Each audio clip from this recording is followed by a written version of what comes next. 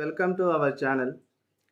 నిన్నటి రోజు రాత్రి అర్ధరాత్రి వరకు మన నిరుద్యోగ సహోదరులందరూ కూడా అశోక్ నగర్లో ఆర్టీసీ క్రాస్ రోడ్లో మొత్తం రోడ్లన్నీ దిగ్బంధం చేసి మన న్యాయపరమైన డిమాండ్ ఏంటంటే గ్రూప్ 2 గ్రూప్ 3లో పోస్టులు పెంచాలా, మనకు డిసెంబర్లో గ్రూప్ 2 గ్రూప్ 3 యొక్క ఎగ్జామ్స్ నిర్వహించాలి, అట్లానే డిఎస్సికి ఒక 45 రోజుల సమయం ఇవ్వాలి. అంత ఆగమేఘాల మీద డిఎస్సి నిర్వహించడం ఎందుకు?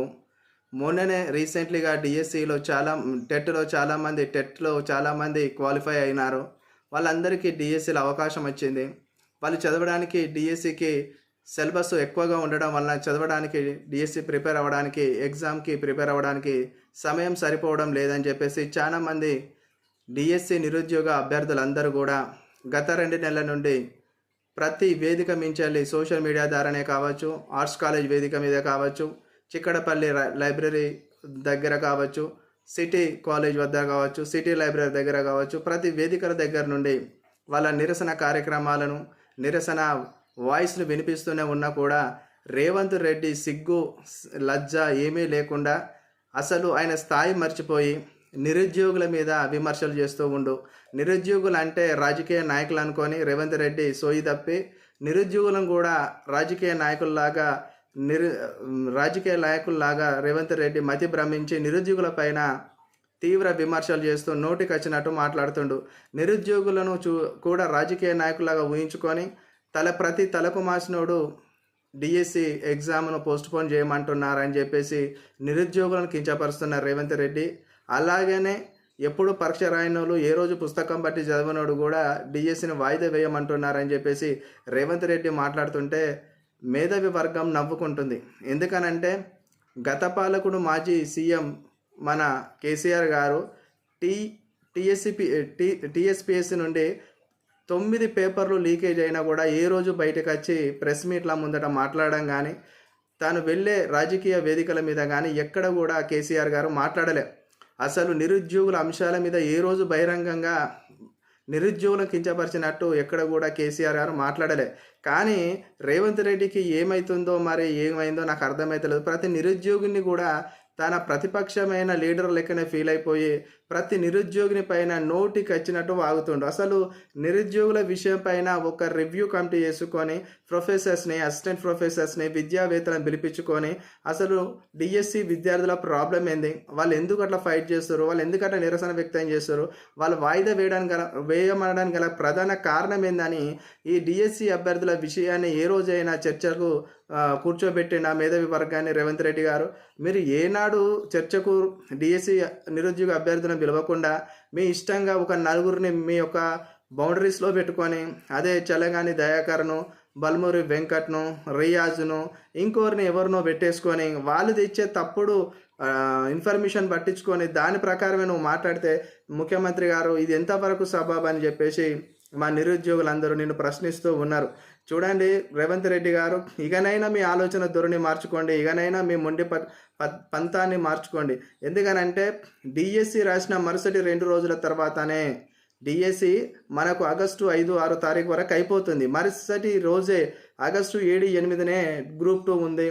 అదేవిధంగా గ్రూప్ 2 5,60,000 మంది రాస్తున్నారు, డిఎస్సి 2,80,000 మంది రాస్తున్నారు. డిఎస్సి రాసే వాళ్ళు సగం మంది గ్రూప్ 2 రాస్తారు, గ్రూప్ 2 రాసే వాళ్ళు సగం మంది డిఎస్సి రాస్తారు. 2 ఎగ్జామ్స్కి దగ్గర ఉన్న కారణంగా చాలామంది నష్టపోతున్నారని గ్రూప్ 2 వాయిదా వేయమని కూడా నిన్నటి రోజున పెద్ద ఎత్తున నిరసనలు జరిగినాయి. ఆ నిరసన కార్యక్రమంలో డిఎస్సి కూడా వాయిదా వేయాలని మన డిఎస్సి నిరుద్యోగ అభ్యర్థి స్వాతి గారు, కొంతమంది చాలామంది అక్కడికి వెళ్ళి కూడా వాళ్ళ వాయిస్ని వినిపించడం జరిగింది. రేవంత్ రెడ్డి గారు ఇకనైనా సోయి సొక్కు తెచ్చుకొని వ్యవహరించు. నువ్వు నిరుద్యోగుల పక్షాన మాట్లాడకపోయినా పర్వాలేదు, నువ్వు చర్చకు పిలవపోయినా పర్వాలేదు, కానీ నిరుద్యోగులను అవమానపరిచే విధంగా తలకు మాసినోడని నీ నోటికి వచ్చినట్టు మాట్లాడితే ఇక్కడ పడడానికి ఎవరు కూడా సిద్ధంగా లేరని మేము మా వేదికల ద్వారా మేము తెలియజేస్తున్నాం నీకు. రేవంత్ రెడ్డి గారు, ఒక రాష్ట్ర ముఖ్యమంత్రివి, నీ స్థాయి తగ్గించుకొని మాట్లాడుతున్నావు, నీ స్థాయిని పెంచుకునేటట్టు మాట్లాడుకో. ఎక్కడికి పోయినా, ఏ ప్రోగ్రామ్ పోయినా ప్రోగ్రామ్కి సంబంధించిన మాటలు మాట్లాడే టాపిక్ సత్తా నీ దగ్గర లేదు. నిన్నటి రోజున ఇంజనీరింగ్స్ కళాశాలల ప్రిన్సిపల్ల మీటింగ్లో కూర్చొని నువ్వు ఇంజనీరింగ్ విద్యార్థుల గురించి ఐటీ టెక్నాలజీల గురించి, ఇంటెలిజెన్స్ అలా గురించి మాట్లాడాలి కదా. ఏఐ సమిట్ అట అది. అది ఆర్టిఫిషియల్ ఇంటెలిజెన్స్ సమిట్. ఆ సమిట్‌లో నువ్వు కూర్చొని మాట్లాడక, నువ్వు డీఎస్సీ అభ్యర్థులు ఎందుకు వచ్చిర్రు ఆ ప్రోగ్రామ్‌లో మాట్లాడడానికి?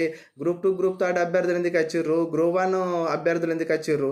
నీకు ఎక్కడికి పోయినా, ఏ మీటింగ్‌లో పోయినా నీకు భయమైతాంది. నిరుద్యోగులు ఏం చేస్తారు? నీ సీటుకి ఎసరు పెడతారా? మరి నిన్ను సీట్ నుంచి దింపే ప్రయత్నం చేస్తారని నీకు భయమైతాంది.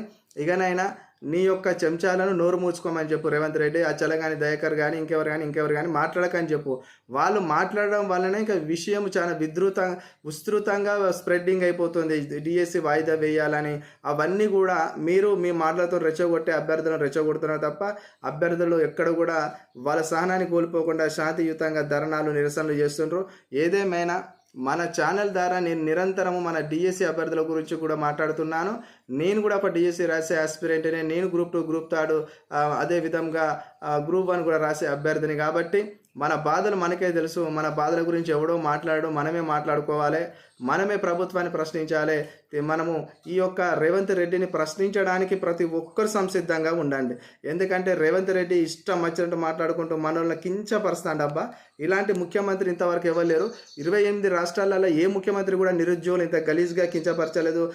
నిరుద్యోగుల మనోభావాలు దెబ్బతీయలేదు.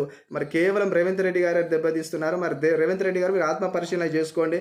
మరి గ్రూప్ 2, గ్రూప్ థర్డ్ డిసెంబర్లో నిర్వహించాలి. పోస్టులు కూడా పెంచాలి. గ్రూప్ 2లో 2000 పోస్టులు, గ్రూప్ థర్డ్లో 3000 పోస్టులు. అదేవిధంగా డిఎస్సిని కూడా మీరు ఒక 40 దినాలు వెనుకకు జరపాలి. ఖచ్చితంగా నువ్వు డిఎస్సిని పోస్ట్ పోన్ చేయాలి. ఇప్పుడే నేను ఒకటైతే బ్రేకింగ్ న్యూస్ చూసిన. ఈయన ఇప్పుడు డిఎస్సి నిర్వహిస్తారట ఈ జూలై నుండి ఆగస్టు వరకు. నిర్వహించి ఎమ్మటే ఆగస్టు మొదటి వారంలో స్కూళ్ళలో పంతులను పంపిస్తారంట. స్కూళ్ళకి టీచర్స్ని రిక్రూట్మెంట్ చేస్తారంట, గవర్నమెంట్ టీచర్లు. ఇది సాధ్యమవుతుందా? ఒక్క నెల రోజుల లోపలనే మనకు రిక్రూట్మెంట్ అయిపోతుందా? ఒక్క నెల రోజులు అసలు జరగదు. ఎగ్జామ్స్ రాస్తే దాని యొక్క ప్రాథమిక కీకి పైన అభ్యంతరాలే 15 రోజులు తీసుకుంటారు. ఫైనల్ కీ ఇవ్వడానికి కూడా టైం తీసుకుంటారు. ఫైనల్ కీ, ప్రాథమిక కీ నెల రోజులు పడుతుంది. నెల రోజుల తర్వాత నువ్వు ఫలితాలు ఇస్తే నువ్వు అందరికీ జనరల్ ర్యాంకింగ్ లిస్ట్ పెట్టడానికే నీకు 15-20 రోజులు పడుతుంది. జనరల్ ర్యాంక్ లిస్ట్ వచ్చిన తర్వాత దాంట్లో కేటగిరీ వైజ్గా నువ్వు మళ్ళీ మెరిట్ లిస్ట్ తీసి ఆ మెరిట్ లిస్ట్ ప్రకారం నువ్వు సర్టిఫికేట్ వెరిఫికేషన్ పిలవాలన్నా అందరినీ 1:2 పిలుస్తావా, నువ్వు 1:3 పిలుస్తావా, ఏ విధంగా పిలవాలనుకున్నా కనీసం 3 నెలల టైం పడుతుంది రిక్రూట్మెంట్ చేయడానికి. నువ్వు ఆగమేఘాల మీద తొందరగా ఆగస్టు ఎగ్జామ్ పెట్టేసి నేను సెప్టెంబర్లోనే నేను రెక్కెత్తా అంటే ఇక్కడ నమ్మడానికి ఎవ్వరు లేరు. మరలా ఏమన్నా నువ్వు లోపాలు ఏమైనా చేస్తున్నావో, మిస్టేక్లు చేస్తున్నావో మాకు అర్థమవుతలేదు. ఏమైనా మా డిఎస్సి అభ్యర్థుల న్యాయపరమైన డిమాండ్, డిఎస్సి వాయిదా వేయండి. గ్రూప్ 2, గ్రూప్ థర్డ్ పోస్టు పెంచి డిసెంబర్లో గ్రూప్ 2, గ్రూప్ థర్డ్ ఎగ్జామ్ పెంచాలని కోరుకుంటున్నాం. అంతవరకు జై నిరుద్యోగి, జై నిరుద్యోగి.